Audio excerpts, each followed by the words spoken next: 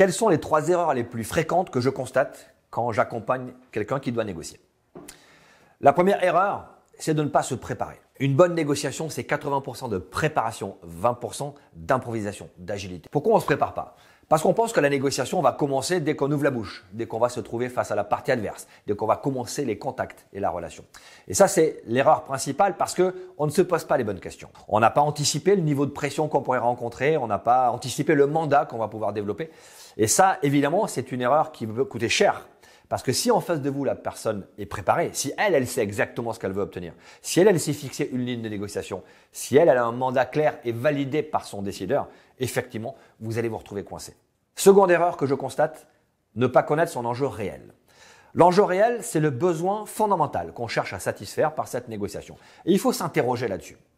Si par exemple, on doit partir sur une négociation pour acquérir un certain nombre de biens, de matériel, avec un prix fixé à l'avance, avec un délai d'urgence et avec un volume fixé. Quel est mon enjeu? Est-ce que c'est le fait d'obtenir les produits au prix qu'on m'a demandé de les acheter? Mais dans ce cas-là, il faut que j'accepte peut-être d'en avoir moins ou de les avoir moins vite. Est-ce que c'est de les obtenir le plus vite possible? Mais dans ce cas-là, il faut que j'accepte de les payer plus cher ou d'en avoir moins. Ou est-ce que c'est d'obtenir le volume qu'on m'a demandé? Et dans ce cas-là, je dois accepter de les avoir moins vite ou de les payer à un prix au-dessus de celui qu'on va fixer.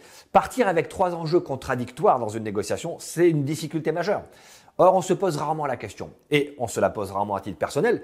Et on la pose rarement à notre décideur si c'est quelqu'un qui nous donne notre mandat pour aller négocier. Donc la seconde erreur qu'on constate, c'est le fait de partir sans être clair sur l'enjeu principal, prioritaire qu'on se fixe dans cette négociation. Troisième erreur qu'on peut constater, ne pas verbaliser l'OCP. L'OCP, c'est l'objectif commun partagé. Dans toute négociation, nous avons un objectif commun avec la partie adverse. Sinon, c'est pas de la négociation. Sinon, c'est de la bagarre, c'est de la confrontation, c'est du conflit négatif. Mais la négociation existe parce que nous avons pu faire émerger un objectif commun partagé avec la partie adverse. Avant de commencer votre prochaine négociation, interrogez-vous.